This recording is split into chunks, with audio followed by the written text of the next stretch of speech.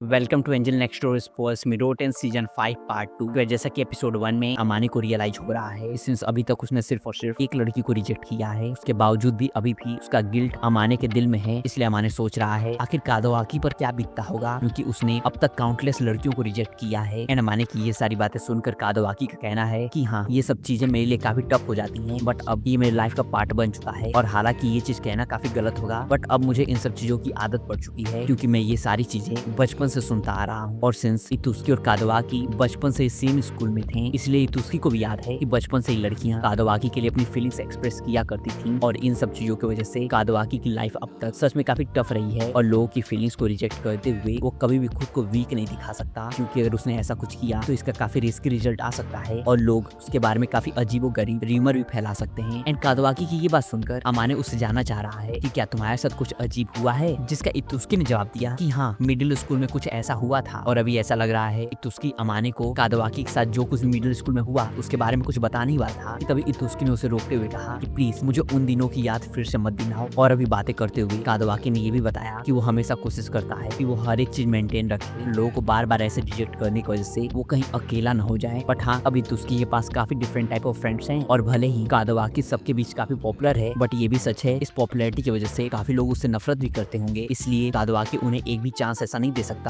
जिसका लोग गलत यूज करें। एंड अमाने भी इस चीज को काफी अच्छे समझ पा रहा है, क्योंकि माहिरू भी कुछ ऐसा ही फेस करती है। बट कादोआकी अभी इस चीज से काफी रिलैक्स्ड फील कर रहा है कि सबको ये लगता है कि वो अभी क्लब की एक्टिविटीज की वजह से काफी बिजी है और फिलहाल किसी को भी डेट करने के लिए उसके पास टाइम नहीं है। एंड क्लब एक्टिविटीज के बारे में बातें करते हुए अमाने को ये भी रियलाइज हुआ कि सिंस उसे स्पोर्ट वगैरह में कुछ खास इंटरेस्ट नहीं है, इसलिए अभी तक उसे ये नहीं पता कि आखिर कितनी बार स्पोर्ट और स्टडीज में अच्छे परफॉर्मेंस की वजह से कादोआकी का न्यूज़पेपर में फोटो छपा है। एंड थोड़ी देर ये सारी बातें करने के बाद अमाने ने एक आखिरी बार कादोआकी से कंफर्म किया कि क्या तुम अभी फिलहाल किसी को भी डेट करने में इंटरेस्टेड नहीं हो, जिसका कादोआकी ने जवाब दिया कि हाँ, अभी मैं किसी को डेट नहीं करना चाहता। लेकिन वहीं कादोआकी की सारी बातें सुनने के बाद अमाने को समझ आ रहा है सिंस कादोआकी हर एक लड़की से यही कहता है कि क्लब एक्टिविटीज की वजह से उसके पास डेट करने के लिए टाइम नहीं है, इसलिए जाहिर है अगले साल क्लब से रिटायर होने के बाद सारी लड़कियां कादोआकी को फिर से अप्रोच करेंगी, और इस बार शायद कादोआकी के पास कोई खास बहाना नहीं रहेगा। एंड ये चीज कादोआकी को भी समझ आ रही है। बट वहीं कादोआकी का कहना है कि चाहे जो भी हो, अभी के लिए फिलहाल मैं किसी को भी डेट नहीं करना चाहता। और साथ ही कादोआकी का ये भी कहना है कि लव की फीलिंग हमेशा म्यूचुअल होनी चाहिए। जिन लड़कियों ने मुझसे अपनी फीलिंग कन्फेस की है, मैं उनमें से किसी को चूज नहीं कर सकता, क्योंकि मैं अपना पार्टनर खुद ढूंढना चाहता हूँ। और चलो माना मैंने किसी की फीलिंग एक्सेप्ट भी कर ली, बट मुझे पता है कि मेरा ऐसा करने के बाद से ही काफी लोग उस इंसान से नफरत करने लगेंगे, और मैं बिल्कुल नहीं चाहता कि किसी के साथ भी ऐसा हो। एंड अमाने कादोआकी की हर एक बात काफी अच्छे से समझ पा रहा है, क्योंकि जब माहिरू ने पूरे क्लास में सबको बताया था कि अमाने उसके लिए काफी इंपॉर्टेंट पर्सन है, काफी लोग इस चीज की वजह से गुस्सा भी हो गए थे। और जब फाइनली अमाने और माहिरू ने डेट करना स्टार्ट किया, अमाने को काफी अजीब लोगों का सामना करना पड़ा, और सभी लोग उसे अजीब नजरों से ही देखते थे। इसलिए यहाँ पर अगर कोई कादोआकी की फीलिंग्स को समझ पा रहा है तो वो अमाने ही है। बट हाँ, फाइनली अमाने के खुद पर काम करने की वजह से, लगातार खुद को चेंज करने की वजह से सबने माहिरू के साथ उसके रिलेशनशिप को एक्सेप्ट कर लिया है। बट ये भी सच है कि लोग कभी कभार डरावने भी हो सकते हैं और चीजें अजीब टर्न भी ले सकती हैं। और अभी कादोआकी और अमाने की बातों से ये साफ है कि कादोआकी ऐसा बिल्कुल नहीं चाहता है कि उसके वजह से जिस भी इंसान को प्यार करता है उसे कोई तकलीफ हो। एंड इतुस्की भी इस चीज से एग्री कर रहा है, क्योंकि पास्ट में इतुस्की ने भी कुछ ऐसा ही फेस किया है। लेकिन यार जो भी हो, अमाने और इतुस्की चाहते हैं कि कादोआकी भी खुश रहे। इसके बाद में नेक्स्ट सीन में दिखाया जाता है जैसे ही अमाने ने कैफे में एंटर किया, मियामोतो उसे टीच करते हुए जानना चाह रहा है क्या तुमने वैलेंटाइन डे एंजॉय की। और सिंस अमाने ने ये एक्सपेक्ट किया था कि मियामोतो कैफे में आने के बाद उसे टीच करेगा, इसलिए अभी उसके लिए चीजें हैंडल कर पाना काफी इजी हो रहा है। और अमाने ने मियामोतो से ये भी कहा कि वैलेंटाइन डे सच में काफी सेटिस्फाइंग था। और अभी ये दोनों बातें कर ही रहे थे कि तभी यहाँ पर ओहासी भी आ गई, और सिंस कल वैलेंटाइन डे की वजह से कैफे में काफी क्राउड था, इसलिए ओहासी के बातों से ये साफ है कि वो कल सच में काफी थक गई थी। लेकिन वही मियामोतो के एक्सप्रेशन से ये लग रहा है मानो उसने पिछले साल भी ऐसा क्राउड एक्सपीरियंस किया था। और वहीं ओहासी का कहना है कि इन सब चीजों में मियामोतो की ही गलती है, क्योंकि वो हमेशा मेरे साथ बहस करता रहता है। और जब ओहासी ने इस चीज को कंफर्म करने के लिए अमाने से पूछा, अमाने ने तुरंत इस बारे में कुछ भी कहने से मना कर दिया, क्योंकि उसे पता है कि अगर उसने इस बारे में कुछ भी कहा तो चीजें और खराब ही होंगी। बट हमेशा की तरह थोड़ी देर ऐसे ही बहस करने के बाद दोनों आखिरकार शांत हो ही गए। एंड इस चीज से अमाने भी खुश है। एंड इसके बाद में नेक्स्ट सीन में दिखाया जाता है सिंस मियामोतो और अमाने का शिफ्ट का टाइम खत्म हो चुका है, इसलिए अभी ये दोनों अपने कपड़े चेंज कर रहे हैं। और घर जाने से पहले अमाने ने मियामोतो से पूछा कि आखिर वैलेंटाइन डे पर ओहासी ने उसे क्या गिफ्ट दिया। और अमाने ने मियामोतो से ये इसलिए पूछा है क्योंकि लॉकर रूम के पास आने से पहले ओहासी ने अमाने को वैलेंटाइन डे खत्म होने के बावजूद भी वैलेंटाइन चॉकलेट दिया है। और सिंस ये चॉकलेट ओहासी ने मियामोतो के सामने ही अमाने को दिया है, इसलिए चॉकलेट रिसीव करते हुए अमाने का दिल एक बार के लिए समझो रुक ही गया। बट जब उसने बॉक्स को ओपन किया और देखा कि इसके अंदर एक काफी सस्ता चॉकलेट है। अमाने अब काफी रिलैक्स्ड फील कर रहा है, लेकिन वही ओहासी ने माफी मांगते हुए अमाने से कहा कि अभी मैं काफी गरीब हूँ। और हाँ, जब अमाने ओहासी का चॉकलेट रिसीव कर रहा था, मियामोतो ने ओहासी से कहा कि अमाने को अभी चॉकलेट देना सही नहीं है। और ये सुनकर तुरंत ओहासी ने मियामोतो को याद दिलाया कि मैंने तुम्हारा चॉकलेट कल तुम्हें दे दिया था, जिससे अमाने को ये तो समझ आ गया है कि मियामोतो को भी ओहासी के थ्रू चॉकलेट रिसीव हुआ है। और सिंस मियामोतो अमाने को आज वैलेंटाइन डे की वजह से काफी टीच कर रहा था, इसलिए अमाने भी जानना चाह रहा है मियामोतो का वैलेंटाइन डे आखिर कैसा गया। एंड अमाने के पूछने पर मियामोतो ने उससे कहा कि मुझे तुम्हारी तरह इतने प्यार से चॉकलेट नहीं मिला, बल्कि ओहासी ने वो चॉकलेट मेरे फेस पर थ्रो किया था। हालांकि वो चॉकलेट काफी टेस्टी थे, बट फिर भी जिस तरह से मैंने चॉकलेट रिसीव किया मुझे वो बिल्कुल पसंद नहीं आया। और अभी अमाने मियामोतो से चॉकलेट के बारे में भी काफी चीजें जानना चाह रहा है, बट मियामोतो ने आगे कुछ भी इस बारे में बात करने से साफ मना कर दिया। और सिंस अमाने ने भी सुबह में अपनी पर्सनल चीजें शेयर नहीं की, शायद अभी भी उसे मियामोतो के बारे में इतना डीपली जानने का हक नहीं है। बट जो भी हो, अमाने भी इन सब चीजों के बारे में ज्यादा डीपली जानना नहीं चाहता। लेकिन वहीं अमाने के फेस एक्सप्रेशन से ये साफ है कि उसके मन में कुछ तो अभी चल रहा है, जिसके बारे में वो मियामोतो से पूछना चाह रहा है। एंड फाइनली अमाने ने मियामोतो से कहा कि मैं तुमसे कुछ पूछना चाहता हूँ। और मियामोतो भी अमाने का फेस एक्सप्रेशन देखकर ये समझ पा रहा है कि अभी अमाने सच में काफी सीरियस है। जिसके बाद अमाने ने आगे मियामोतो से कहा कि जैसा ओहासी ने कहा, उससे ये तो लग रहा है कि तुम लड़कियों में काफी पॉपुलर हो। और जहाँ मियामोतो को लगा कि अमाने ने ये चीज इसलिए पूछा है ताकि वो आगे और ओहासी के बारे में बातें कर सके, बट जैसे ही मियामोतो ने अमाने का फेस एक्सप्रेशन देखा, उसे ये क्लियर हो गया कि अभी अमाने ओहासी के बारे में बात नहीं करना चाहता। और अभी मियामोतो ये सब सोच ही रहा था कि तभी अमाने ने उससे कहा कि मैं तुमसे कुछ ऐसा पूछने वाला हूँ जिसका जवाब देने में अगर तुम अनकंफर्टेबल फील करते हो तो तुम्हें मेरे क्वेश्चन का आंसर देने की जरूरत नहीं है। जिसके बाद फाइनली अमाने ने मियामोतो से पूछा कि जब भी कोई लड़की तुम्हारे सामने अपनी फीलिंग कन्फेस करती है तो आखिर तुम उसे कैसे आंसर देते हो। और हालांकि इस चीज का सबसे ज्यादा एक्सपीरियंस कादोवाकी के पास है, बट अभी अमाने इस चीज के बारे में ना ही कादोवाकी और तुस्की से एडवाइस लेना चाहता है। और सबसे बड़ी बात, कैफे के ओनर ने अमाने को बताया था कि काफी लंबे टाइम से मियामोतो ओहासी को पसंद करता है, इसलिए अमाने को लगता है कि अगर कोई उसका सिचुएशन सबसे अच्छे समझ सकता है तो मियामोतो ही है। इसलिए अमाने ने ये क्वेश्चन मियामोतो से पूछने का डिसाइड किया। लेकिन वहीं अमाने के इतना अचानक से ये क्वेश्चन पूछने की वजह से मियामोतो भी थोड़ा सरप्राइज है, बट फिर भी उसने काफी सॉफ्टली अमाने को बताया, मैं सिंपली उनसे सॉरी कह देता हूँ। और क्या तुम्हें ऐसा लगा था कि मैं किसी ऐसे को डेट कर सकता हूँ जिसे मैं पसंद नहीं करता। जिसका अमाने ने जवाब दिया कि नहीं, ऐसा बिल्कुल नहीं है, बल्कि मुझे पता है कि तुम लड़कियों में काफी पॉपुलर हो और तुम्हारे साथ ऐसी चीजें कई बार हुई होंगी, इसलिए मैं सिंपली जानना चाहता था कि तुम ऐसे सिचुएशंस को आखिर कैसे हैंडल करते हो। एंड अमाने की ये क्वेश्चन पूछते ही मियामोतो काफी अच्छे से उसके सिचुएशन को समझ गया और उसका भी यही कहना है कि तुम्हारे पास उस प्रपोजल को रिजेक्ट करने के अलावा कोई और चारा भी नहीं था। एंड इस चीज से अमाने ने भी एग्री किया और उसका कहना है कि चाहे मुझे कोई भी प्रपोज करे, मैं कभी भी उसे एक्सेप्ट नहीं करने वाला हूँ, क्योंकि मुझे माहिरू से सच्चा प्यार है। और ये कहने के बाद अमाने पूरी तरह से शांत हो गया। जिसके बाद मियामोतो ने एक गहरी सांस लेते हुए अमाने से कहा कि अगर अभी तक जो भी तुमने कहा वो सच है तो तुम्हें इन सब चीजों के बारे में बिल्कुल नहीं सोचना चाहिए। और हाँ, एक पल के लिए गिल्टी फील करना ठीक है, बट ये बात तुम हमेशा के लिए अपने दिल में नहीं रख सकते हो, क्योंकि अगर तुमने ऐसा किया तो ये बात तुम्हें पूरी लाइफ तक परेशान करेगी। और हाँ, मैंने अपने लाइफ में काफी रिलेशनशिप देखे हैं, इसलिए मैं जितना तुम्हें जान पाया हूँ उसके हिसाब से मुझे लगता है कि तुम्हें पसंद करने वाली लड़की काफी शांत नेचर की होगी और वो ऐसी लड़की होगी जो छोटे छोटे चीज को नोटिस कर लेती होगी और साथ ही उसे अपने लाइफ में कोई कैजुअल नहीं बल्कि सीरियस रिलेशनशिप चाहिए। एंड मियामोतो की ये सारी बातें सुनकर अमाने ने भी उससे एग्री किया और कहा कि हाँ, तुम अभी जो कुछ भी कह रहे हो वो पूरी तरह से सच है। जिसके बाद मियामोतो ने अमाने को समझाया कि जो मैं कह रहा हूँ अगर वो सच है तो क्या ऐसा नहीं होगा कि वो लड़की भी अपनी फीलिंग्स को कन्फेस करने की वजह से अब गिल्टी फील कर रही होगी और खुद को ब्लेम भी कर रही होगी कि उसके वजह से आज तुम इतने परेशान हो। और हाँ, चाहे कुछ भी हो जाए, ये तो पूरी तरह से सच है कि तुम उस लड़की की फीलिंग को एक्सेप्ट करने वाले नहीं हो। और अगर तुम इस बारे में सोचोगे और गिल्टी फील करोगे तो जाहिर है कि ये चीज उस लड़की के लिए भी सही नहीं होगा और यहाँ तक कि तुम्हारी गर्लफ्रेंड के लिए भी नहीं। एंड मियामोतो की ये सारी बातें सुनकर अमाने ने भी उसके इन सारी बातों से एग्री की और ऐसा लग रहा है मानो अब अमाने मियामोतो की बातों को समझ पा रहा है। और साथ ही अमाने का ये भी कहना है कि मियामोतो, तुम इन सारी चीजों को लेकर काफी स्ट्रेट फॉरवर्ड हो। जिसका मियामोतो ने जवाब दिया कि हाँ, और मेरे केस में मैं तुम्हारे जैसा नहीं हूँ और मुझे शायद फर्क नहीं पड़ता कि लोग मेरे बारे में क्या सोचते हैं और मुझे लोगों से कुछ खास फर्क भी नहीं पड़ता। और वहीं ये भी सच है कि मियामोतो की ये सारी बातें सुनकर ऐसा नहीं है कि आज ही अमाने खुद को चेंज कर लेगा, बट हाँ, अमाने को ये भी समझ आ रहा है कि इस बारे में सोचने से उसे कुछ भी फायदा होने वाला नहीं है। और अभी अमाने ये सब सोच ही रहा था तब मियामोतो ने उसे कहा कि मेरे केस में चाहे कुछ भी हो जाए, मुझे पता है कि वो हमेशा एक लड़के के बाद दूसरे लड़के की तरफ जाती ही है, इसलिए जब तक मैं उसके साथ हूँ तब तक सब ठीक है। और ये सुनकर अमाने ने तुरंत मियामोतो से कहा तो ये है सच्चा प्यार। और जाहिर है कि अमाने की ये बात सुनकर मियामोतो काफी एम्बैरेस्ड फील कर रहा है, इसलिए वो अमाने को ऐसा कुछ कहने से रोक भी रहा है। और ये चीज तो सबको पता है कि काफी सालों से मियामोतो ओहासी को लाइक करता है, बट फिर भी तक वो अपने दिल की बात ओहासी से नहीं कह पाया है और वो हमेशा ओहासी के करीब रहना चाहता है। एंड इसके बाद हमें वैलेंटाइन डे के कुछ दिन बाद का सीन दिखाया जाता है और आज भी अमाने और कोनिशी का रिलेशनशिप हमेशा की तरह सेम ही है। अमाने आज भी कोनिशी से जैसे नॉर्मली बिहेव करता था वैसे बिहेव करने की कोशिश करता है और कोनिशी भी हमेशा की तरह नॉर्मल ही बिहेव करता करती है और इस चीज की वजह से स्कूल में किसी को भी नहीं पता चला कि कोनिसी ने कभी अमाने से अपने दिल की बात कही भी थी, जिस चीज की वजह से अमाने के लिए भी चीजें काफी आसान हो चुकी हैं। एंड इसके बाद हमें नेक्स्ट सीन में दिखाया था है सिंस जल्दी एग्जाम आने वाला है, इसलिए अमाने ने अपने पार्ट टाइम जॉब से ब्रेक लिया है, जिसके बाद उसने प्लान किया था कि स्कूल के बाद वो बुक स्टोर जाएगा। इसलिए आज अमाने और माहिरू दोनों साथ में घर नहीं जा पाएंगे। और अभी अमाने क्लासेस खत्म होने के बाद जा ही रहा था कि तभी उसे अपने क्लासमेट की आवाज सुनाई दी।